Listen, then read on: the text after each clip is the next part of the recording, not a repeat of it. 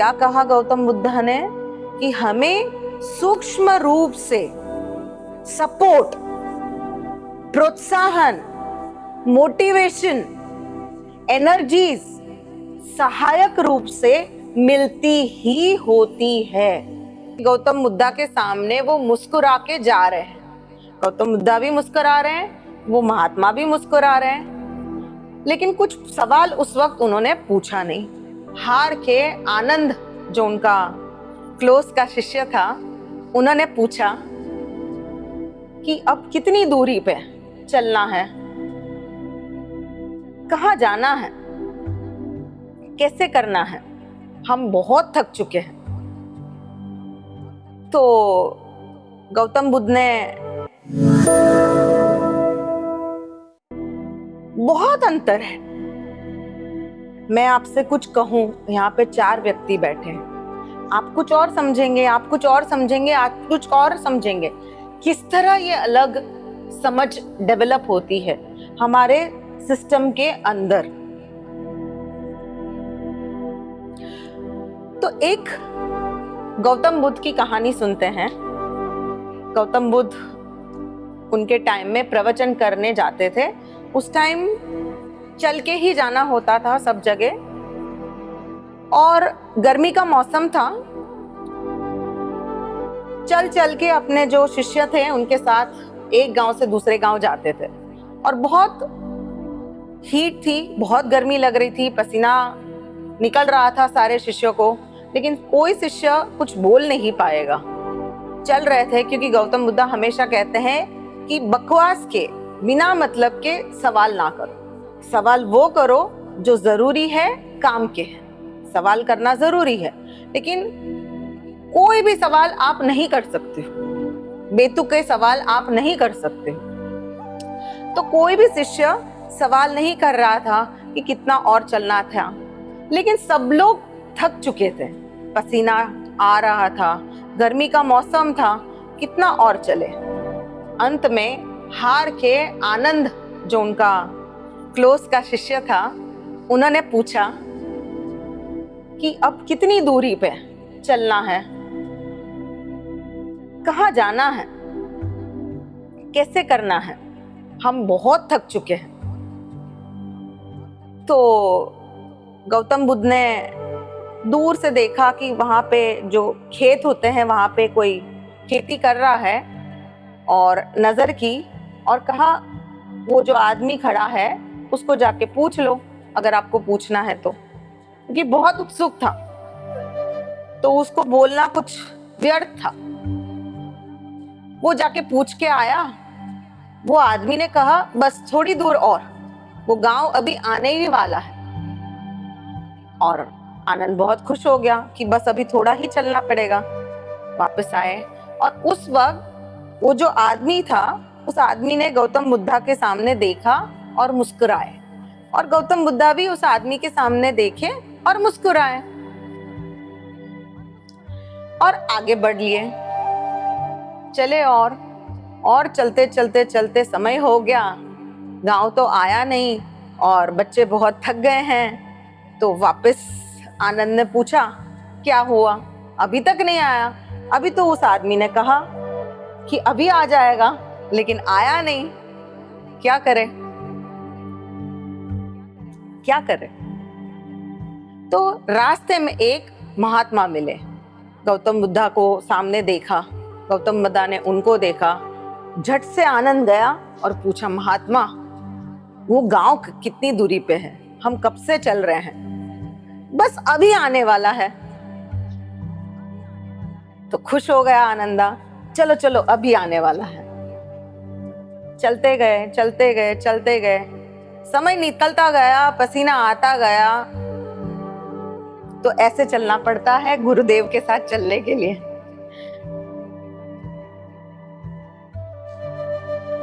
आगे एक और महात्मा मिले, और उन्होंने वापस गौतम बुद्ध को देखा, मुस्कुराए। वापस आनंदा ने जाके पूछा गांव कब आएगा? जवाब उत्तर वही मिला, बस अब 2 किलोमीटर की दूरी पे है। अब आनंदा थका, लेकिन बोल कुछ नहीं सकता है, मौन रह के उन्होंने देखा, आनंदा ने, कि सामने गौतम बुद्धा के सामने वो मुस्कुरा के जा रहे हैं। गौतम बुद्धा भी मुस्कुरा रहे हैं, वो महात्मा भी मुस्कुरा रहे हैं, लेकिन कुछ सवाल उस वक्त उन्होंने पूछा नहीं कि कुछ बात तो हुई नहीं है। सिंपल सवाल किया है कि कितनी दूरी पे है गांव, तो उसमें ये मुस्कुरा क्यों रहे हैं। गौतम बुद्धा और आनंदा और दूसरे शिष्य आगे चल पड़े और एक बूढ़ी औरत मिली। उनको पूछा, माई कहाँ पे है गांव? माई ने बताया, बस आ गया। ये खुश हो गए और गांव नहीं आ रहा है। थक गए थक गए थक गए। अब आनंदा को गुस्सा आया, उसने जो बोरी पकड़ी थी नीचे डाली। अभी तक गांव नहीं आया, मैं थक चुका हूं। गौतम बुद्धा ने कहा, चलिए थोड़ी दूरी पे होगा, हम आगे पूछ लेते हैं। और आगे पूछ लिया, उत्तर सेम मिला। अब आगे जाते हुए आनंदा से रहा नहीं गया। आनंदा ने पूछा, गांव तो आएगा, चलते चलते देखते हैं। लेकिन मुझे एक बात समझ में नहीं आ रही है, जो हमें मिले व्यक्ति, महात्मा, माई, आप उसके सामने मुस्कुरा रहे हैं, वो आपके सामने मुस्कुरा रहे हैं, बात कुछ हुई नहीं है, लेकिन मुझे ये बात परेशान कर रही है कि हुआ क्या है।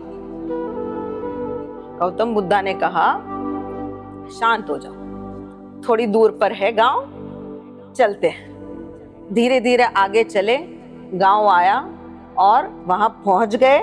शांति से पेड़ के नीचे बैठे और पानी पिया। फिर प्रवचन शुरू करने से पहले वापस आनंदा को ये बात जो अंदर खटक रही थी कि वो क्या बात हो गई थी जिसकी वजह से ये बोल रहे थे कि गांव तो आ रहा है, ये मुस्कुरा रहे हैं, वो मुस्कुरा रहे हैं, लेकिन बात क्या हो गई। तो गौतम बुद्धा ने कहा कि ये गांव में मैं आ चुका हूं, प्रवचन कर चुका हूं। ये जो जितने भी लोग मुझे मिले हैं रास्ते में, जिनको आप जाके पूछ रहे हो, वो मुझे जानते हैं, तो इसीलिए मुस्कुरा रहे हैं।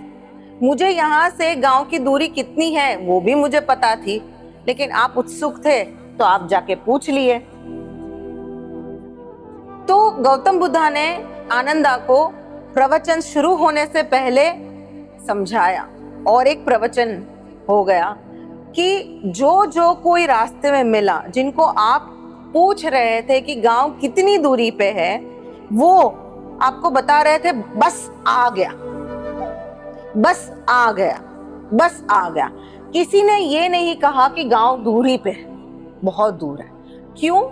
इसीलिए नहीं कहा कि ये सारे लोग हमारे प्रवचन में आए हुए हैं और जैसे हम उनको प्रेरित करते हैं जीवन जीने के लिए, मोटिवेट करते हैं, प्रोत्साहन देते हैं, आगे बढ़ने के लिए, कुछ उनको पाना है वो पाने के लिए, इसी तरह वो भी आज सेम हमारे साथ कर रहे थे। जब आप उनको पूछने के लिए गए, गांव बस अभी आ गया, और उस दरमियान आप परेशान हो रहे थे, आप चिढ़ रहे थे, आप सिर्फ इतना ध्यान रख रहे थे कि गांव अभी तक आया नहीं है, और आप अपने आप को परेशान कर रहे थे। प्रवचन हम वहां कर रहे थे, लेकिन ये सारे जो लोग हैं वो हमें प्रेरणा दे रहे थे, बस थोड़ी दूर और, बस थोड़ी दूर और। तो आनंद हमें जीवन में सूक्ष्म रूप से बहुत सिग्नल मिलते हैं, सूक्ष्म रूप से बहुत बातें कही जाती है, लेकिन हम उसको नजरअंदाज करते हैं। क्या कहा गौतम बुद्ध ने कि हमें सूक्ष्म रूप से सपोर्ट, प्रोत्साहन, मोटिवेशन, एनर्जीज सहायक रूप से मिलती ही होती है।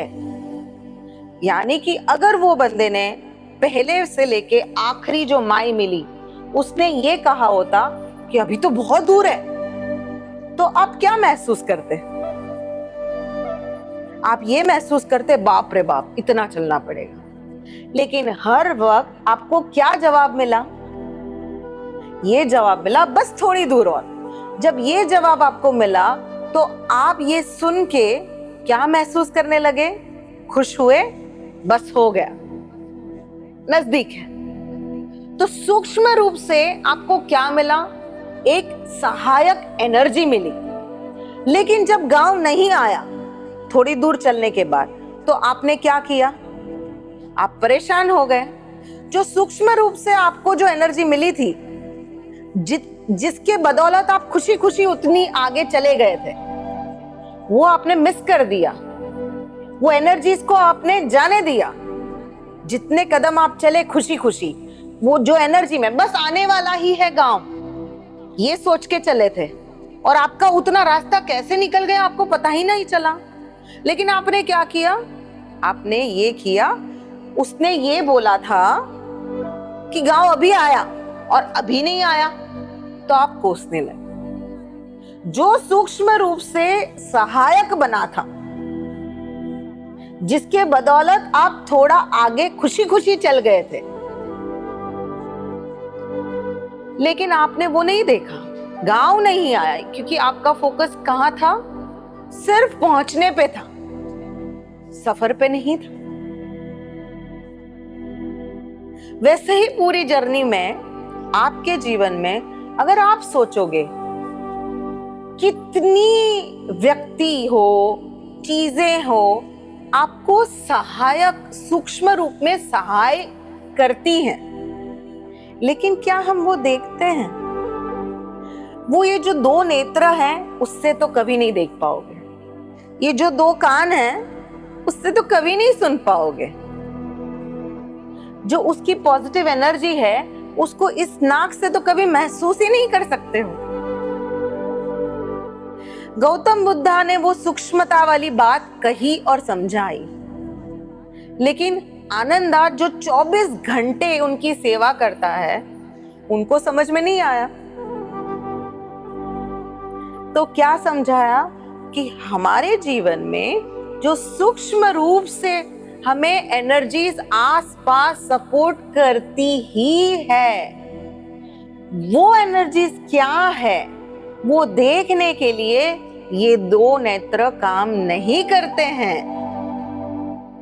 उस एनर्जीज को देखने के लिए, क्योंकि उन्होंने कहा बस अभी दूर, थोड़ी ही दूर, आप खुश हो गए, लेकिन नहीं जब आया आपका गांव, तो आप दुखी हो गए। कितना आसान है आपके लिए दुखी होना। एक चोटी भी काटी ना अभी आपके हाथ को, आप दुखी हो जाओगे। तो ये बात यहाँ पे, ये जो कहानी है हमें ये सिखा रही है कि 24 घंटा आनंदा गौतम बुद्धा, जिन्होंने परमात्मा, शून्यता, निर्वाण को प्राप्त कर लिया था, उनके साथ रह रहे थे, फिर भी वो सूक्ष्म आंखें नहीं अचीव कर पा रहे थे। तो हमें ऐसा क्या करना पड़ेगा जिसकी वजह से हमारा तीसरा नेत्र, जो हम थर्ड आई, आजकल अगर आप YouTube पे जाओगे ना, तो थर्ड आई एक्टिवेशन, चक्रा एक्टिवेशन, कुंडलिनी एक्टिवेशन, ये सारी चीजें बहुत ज्यादा ही पॉपुलर हो रही है, बिकॉज कलयुग का एंड है और इस वक्त आपको अपनी ऊर्जाएं बढ़ाना बहुत कंपलसरी है। 5 सेंसेस से आप ऑपरेट करोगे, नहीं चलने वाला है। तो इसीलिए ये जो चल रहा है वो एक रूप में अच्छा है, लेकिन उसका रिजल्ट क्या है? अगर आपका तीसरा नेत्र खुल जाता है तो आपको मिलता क्या है? समथिंग क्या ग्रेट, यही मिलता है सूक्ष्म आंख।